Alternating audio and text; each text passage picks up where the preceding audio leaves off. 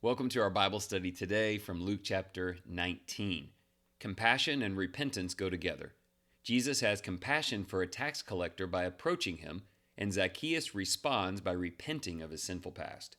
Jesus establishes a kingdom of workers who will carry his saving message. As the parable of the minas indicates, some will reject him and be wasteful with their opportunities. But those who engage enthusiastically in sharing him with others will be rewarded. As Jesus approaches Jerusalem for the last time, some worshipers gather to praise him. But sadly, many in Jerusalem do not. It hurts Jesus to see so many reject his mercy. Jesus goes to the temple to drive out the greedy men, and this enrages the Jewish leaders. These men prove to be the hateful and wasteful citizens from the parable of the minas. Let's look at these characters a bit more closely. Jesus went out of his way to help a tax collector in a tree, a man most would avoid. The parables of the minas, or even the talents, is only understood from this perspective. The work of cultivating his investment in us demands reaching people who are seeking Jesus. Evangelism is at the heart of discipleship. Jesus came to seek and save the lost. The Jewish leaders simply could not understand this. They wanted to protect their own established traditions, even though it had led to ungodly behavior, like money changing in the temple. They hated him for demanding that they focus less on themselves and more on others. We must emulate Jesus and never see these men and their selfish motives in us. Let's look at some questions here to see if we can get our focus on the right thing, the mission and other people in the ministry.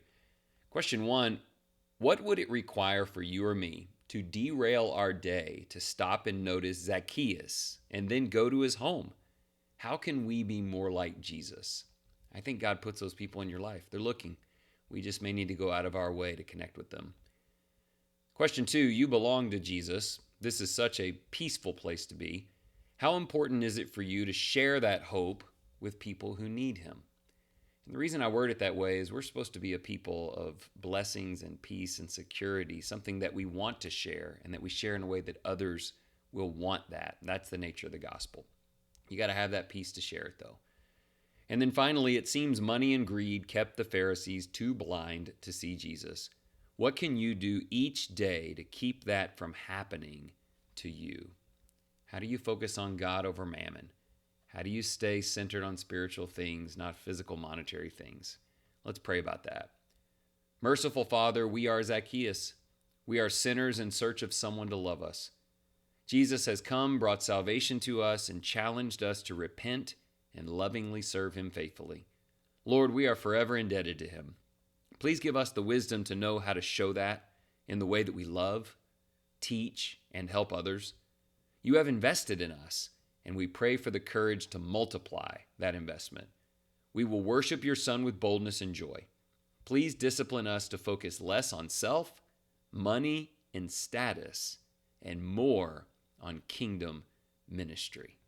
Boldness and joy in us and working its way into the lives of others. Jesus is worthy to be shared. I hope that opportunity avails itself today for you to do exactly that, and thank you for spending just a few minutes with me.